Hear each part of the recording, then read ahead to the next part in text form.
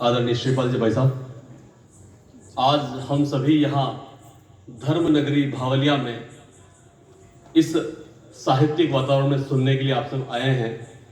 देखकर बहुत अच्छा लग रहा है कि छोटे से गांव में साहित्य के प्रति इतना प्रेम। तो मैं शुरू करूं उससे पहले मैं चाहता हूं कि हम सभी चार भुजा नाथ की शरण में बैठे हैं तो एक बार जयकारा लगा लें। बोलो चार भुजा नाथ की। या आवाज वतरी नहीं आई जितनी आनी चाहे। वतरी आएगी, मारी आवाज जितनी भी आवाज नहीं आई। वह सके जब मैं माइक पे हूं लेकिन थोड़ी आवाज तो आनी चाहे। बोलो चार भुजा नाथ की। हमारे देश में कोई भी नया काम करो, अच्छा काम करो तो रुकावट कैसे डाली जाए व्यवस्था में, यह पहले होता है। मैंने भी देखा है, आप लोगों ने भी देखा होगा, कहीं नई सड़क बनती है। मैं जहां जोधपुर में रहता हूं झालामंड एरिया में, वहां एक नई सड़क बन रही थी। बहुत दिनों से सड़क नहीं थी। जब देखा कि सड़क का काम शुरू हुआ, सड़क अच्छी हो गई, तो इधर तो सड़क अच्छी हो रही है, उधर देखा कि 3 स्पीड ब्रेकर बन गए। तो हमारे यहाँ स्पीड ब्रेकिंग का, और आज जैसे हम लोग आए और संजोग से देखो कि बिजली चली गई। थोड़ी सी हमारी स्पीड, थोड़ा सा मन में हुआ क्या करें, थोड़ी देर विचार किया, लाइट आएगी नहीं आएगी, जनरेटर की व्यवस्था भी आप लोगों ने की, और संजोग देखिए इधर जनरेटर आया और उधर बिजली आ गई। बोलो चार भुजा नाथ की। तो स्पीड ब्रेकर जो हमारे आते हैं, तो मेरे एक मित्र हैं जो पार्षद पति थे। जैसे सरपंच पति, वार्ड पंच पति होते हैं, वैसे शहर में पार्षद पति होते हैं। उनके एक एरिया में रोड बननी थी, डामरीकरण होना था। एक गली थी, छोटी सी गली, डामरीकरण हुआ तो सब लोगों ने कहा कि हमारे घर के आगे स्पीड ब्रेकर बनाओ, हमारे घर के आगे स्पीड ब्रेकर बनाओ। नरे स्पीड ब्रेकर बन गया। तो मैंने उनसे पूछा कि भाई ये स्पीड ब्रेकर बना लिए आपने इतने सारे, तो आपको समस्या नहीं होती है? वो कहा होती तो है, जाता हूं सबसे राम राम हो जाती है और झूला झूलने का भी आनंद आ जाता है, जो कि अब झूला झूलने का समय नहीं रहा। हम लोग चुनाव का समय आता है, अच्छा लग रहा हो तो ताली बजाए तो पता चले मेरे को कि आपको क्या टेस्ट है आपका। चुनाव का समय आता है, सभी पार्टी के कार्यकर्ता जोर शोर से लगते हैं, सरकार बदल जाती है और सबके मन में रहता है कि अब सरकार बदली है यानी व्यवस्था बदल जाएगी। हमारे देश में सब कुछ बदल जाए, 2-3 चीजें नहीं बदलती है। किसी पार्टी की सरकार आ जाए, एक कि आप शहर में कभी जाएं तो ट्रैफिक पुलिस वाला जो होता है, उसे आप देखेंगे तो गांव के भोले भाले व्यक्ति को साइड में ले जाके खड़े करके, वो किसी की भी सरकार हो, वो सीन देखते हैं ना, भोले भाले व्यक्ति को वो साइड में ले जाके क्या करते हैं, कानून मंत्र देते हैं, ट्रैफिक के रूल्स समझाते हैं बड़े प्रेम से। अब इधर उधर की चीज मत सोचता है, कुछ गलत नहीं करते, ट्रैफिक के रूल समझाते हैं कि ट्रैफिक में कैसे चलना चाहिए। दूसरी, सड़क कैसी बना लो, डामरीकरण कैसा ही कर लो, तुरंत बिजली विभाग वाले लाइन खोदने के लिए तैयार, वाटर वर्क्स वाले लाइन खोदने के लिए तैयार, टेलीफोन वाले केबल डालने के लिए तैयार। आजकल तो एक सीवरेज वाला चला है, पहले ये सब तो साइडों में चलते थे। सीवरेज वाले ने बीच में ही रोड़े खोदने को शुरू कर दिया। जाके चित्तौड़ में देख लो, पूरा शहर खुदा है। मेरा शहर खुदा है, यहां खुदा है, वहां खुदा है, क्योंकि हर कोई खुद को समझता खुदा है। मेरा शहर खुदा है। अभी एक दिन, कल की बात है, हमारे यहां चित्तौड़ में एक नया मॉल खुला। उस मॉल में बच्चों की जिद पर धर्मपत्नी के साथ, बच्चों के साथ में कल गया, देखा बहुत भीड़ थी, बहुत रंगारंग लाइट वाइट, अच्छे अच्छे शोरूम थे। आने वाले देखने वाले बहुत खुश थे। मेरा बेटा भी, पापा इधर से चलो, पापा इधर से चलो, इधर लिफ्ट लगी हुई है, इधर एक्सेलेटर लगा हुआ है। अंदर गया, शोरूम में भी गया, कुछ शोरूम में गया, सेल्स मैन थे, सेल्स गर्ल थी। मैंने सबके चेहरे उतरे हुए देखे और मैंने कहा आने वाले सबके चेहरे एकदम खिले हुए हैं, हम लोग जो आ रहे हैं सब खुश खुश हैं, इनके चेहरे क्यों उतरे हुए हैं? मैंने एक से धीरे से पूछ लिया, भैया क्या बात हुई? भाई साहब क्या करें, सुबह से लोग आए जा रहे हैं, देखे जा रहे हैं, और खाली देख के सीधे जा रहे हैं, कुछ ले नहीं रहे, तो हमारे चेहरे उतरे हुए हैं। अब आप बताओ हम कैसे हंसे? तो ये स्थिति रहती है। अभी कोविड का पीरियड रहा 2 साल का, उस समय हमने रतन जी से भी बात की थी, तो रतन जी ने कहा नहीं नहीं मैं तो खेत पे काम कर रहे हैं, लॉकडाउन में भी कई दिक्कत नहीं है, मार्केट है। और चित्तौड़ शहर या आसपास पूरा देश बंद था, तो कोविड में 2 काम बहुत महत्वपूर्ण हुए। जो लोग घरों में थे, एक काम तो हम कवियों ने किया कि हम कविताओं की रचनाएं करते थे बैठे बैठे, ऑनलाइन कार्यक्रम करते थे, और दूसरा तो आप सब जानते ही हैं। तो ये 2 कार्यक्रम बहुत महत्वपूर्ण रूप से हुए। तो उसी दौरान एक दृश्य था, आप सभी ने टीवी पे देखा होगा, कि जब दिल्ली मुंबई से जो काम करने के लिए हमारे यहां से लोग वहां गए हुए हैं, वहां से छोड़ दिया उनको, वहां उनको कोई मदद नहीं मिली, खाने पीने का नहीं था, रहने का नहीं था, तो वो वहां से चल पड़े भूखे प्यासे। टीवी पर आप लोगों ने देखा होगा, कहीं रास्ते में उन्हें किसी ने खिलाया, कहीं पिलाया, लोग पैदल मिलों का सफर तय करके पहुंचे। उसी पर वही टीवी पर एक दृश्य देखकर एक रचना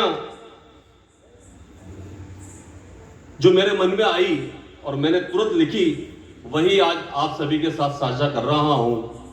आप सभी का आशीर्वाद चाहूंगा, आप एक बार मुझे अनुमति दें तालियों की गड़गड़ाहट से, तो मैं अपनी बात रखूं। रोटी की तलाश, रोटी की तलाश में हुए दर बदर घर से, रोटी की तलाश में हुए दर बदर घर से, चलो फिर लौट चले घर बच के शहर से। जब वो आ रहे थे, रोटी कमाने गए थे और फिर वापस वहां से लौट रहे हैं। रोटी की तलाश में हुए दर बदर घर से, चलो फिर लौट चले घर बच के शहर से। जी हजूरी बहुत कर ली, जी हजूरी बहुत कर ली, हुकुम मैडम सर से, चलो फिर लौट चले घर बच के शहर से। चमकाया पसीने से, चमकाया पसीने से जिनके महलों को हमने, मुंह मोड़ लिया उन्होंने भूखा जान के हमसे। जिनके लिए वो काम करते थे, उस परिस्थिति में वो लोग उनके साथ वहां नहीं आए। ऐसा गांव जैसा माहौल नहीं होता है मेट्रो सिटीज में कि एक के कोई समस्या है तो पूरा गांव उसकी मदद करता है। ऐसा वहां कोई किसी को पहचानता ही नहीं है। बड़े शहरों में आप जाओ तो खून से अपने जो इमारतें बुलंद की, लेबर बड़ी बड़ी बिल्डिंग बनाती है, लेबर मजदूर कारीगर यही बनाते हैं। खून से अपने जो इमारतें बुलंद की, तपती धूप, तपती धूप में हमें वो छांव ना दे सकी, तपती धूप में हमें वो छांव न दे सकी। जिन्होंने बिल्डिंग बनाया वो भी वहां पर ठहर नहीं सकते थे। चलो फिर लौट चले घर बच के शहर से, चलो फिर लौट चले घर बच के शहर से। भरी तिजोरियां जिनकी, जिनके लिए काम करते हैं, भरी तिजोरियां जिनकी, हीरे मोतियों से हमने चार दाने मेरी झोली में वो न भर सके।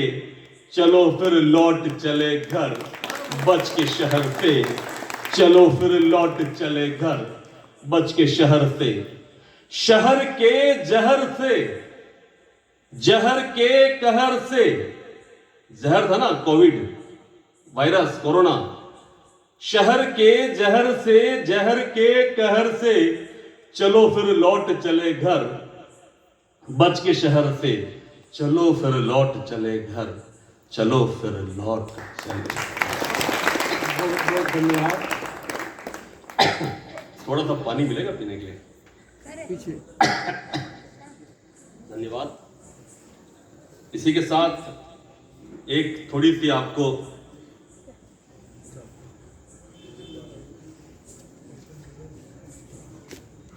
एक हास्य की रचना, दीपावली का समय आ रहा है, घर पे साफ सफाई का समय होता है, उसी पर एक रचना लिखी है। एक बार आप सभी ताली बजा दें तो फिर हास्य की रचना।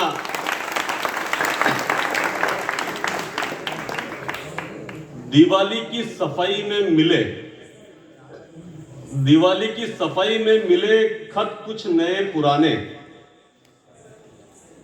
पढ़ने का बहुत मन था, पढ़ने का बहुत मन था, पर आसपास का डर था। सामने सभी युवाओं के चेहरे जिनमें मुस्कुराहट आ रही है, कह रही है बात कुछ है, मन की बात हो रही है। मन की बात हो रही है। दिवाली की सफाई में मिले खत कुछ नए पुराने, पढ़ने का बहुत मन था, पर आसपास का बहुत डर था। छुपाकर उन्हें अपनी जेब में डाला,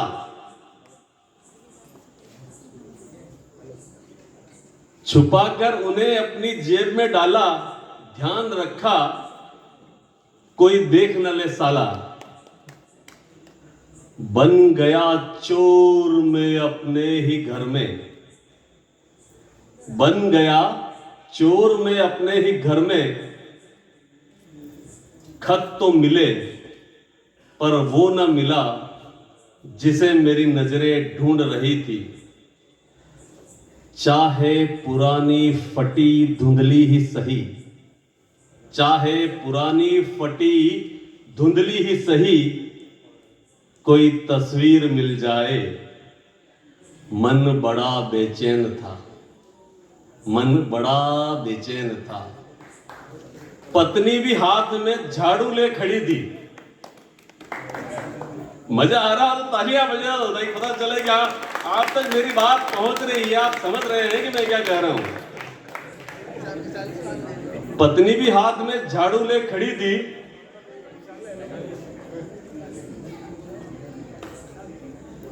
थोड़ा डर भी लग रहा था, पत्नी हाथ में झाड़ू लेके खड़ी थी, थोड़ा डर भी लग रहा था और मजा भी आ रहा था। कहीं थोड़ा डर भी लग रहा था कि कहीं कोई तस्वीर ना मिल जाए, कहीं कोई तस्वीर ना मिल जाए, और मन भी कर रहा था कि कहीं कोई तस्वीर भी मिल जाए। जेब में पड़े खत, जेब में पड़े खत की लिखी लाइनों को बिना देखे मैं पढ़ रहा था। क्या लिखा होगा उसमें, मन में ध्यान विचार आ रहा था। उसको खोल के तो नहीं रहे थे, पर मन में विचार आ रहा था। सोच रहा था किस झमेले में पड़ गया।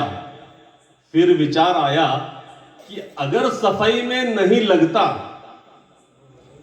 और ये खत और तस्वीरें श्रीमती जी के हाथ लग जाती तो बैठे बैठे मेरी तो वाट लग जाती। यह सोचकर श्रीमती जी की काम में लगाने की जबरदस्ती भी अच्छी लगी कि वो सफाई करो में कहा। अब अच्छा लगा कि नहीं ठीक रहा। पर उन खतों को मैं पढ़ूं कैसे, पर उन खतों को मैं पढ़ूं कैसे, और पुरानी तस्वीरों को ढूंढती निगाहों को समझाऊं कैसे।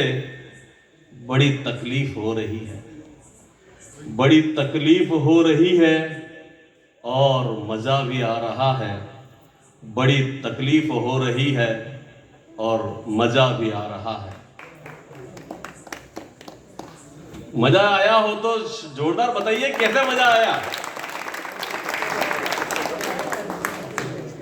रस परिवर्तन करते हुए फिर ये दूसरे रस की, एक श्रृंगार रस की रचना।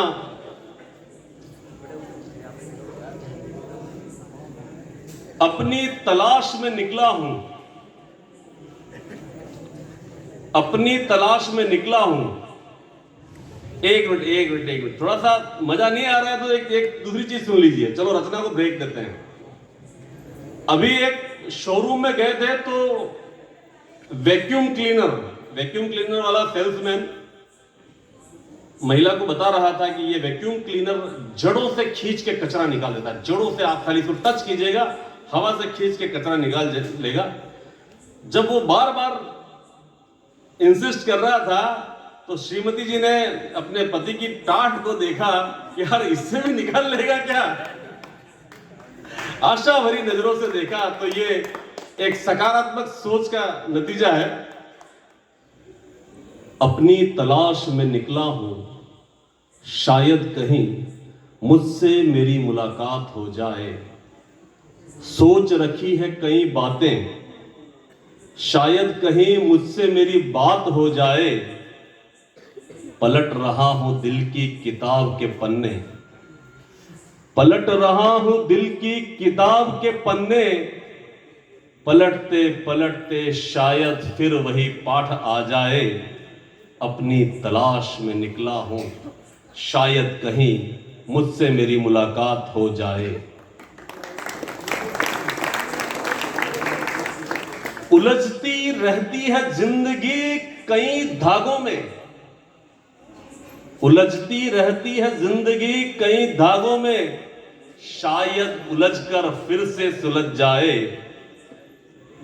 गिन रहा हूं तारे अमावस की रात में, गिन रहा हूं तारे अमावस की रात में। गिनते गिनते शायद चांदनी से मुलाकात हो जाए। लिख रहा हूं कविता तुम्हें सोचते सोचते, शायद मेरी कविता में कहीं तुम्हारा नाम आ जाए। हवा में घुली खुशबू तुम्हारी कह रही है, शायद तुम यहीं आसपास ही हो मेरे। तराश रहा हूं तुम्हारे अक्स को, तराश रहा हूं तुम्हारे अक्स को।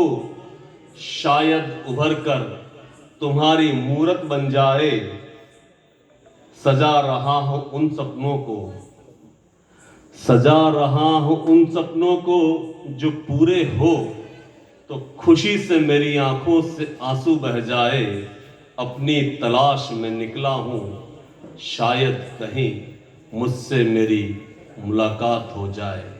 बहुत बहुत धन्यवाद। जय चार भुजा नाथ की।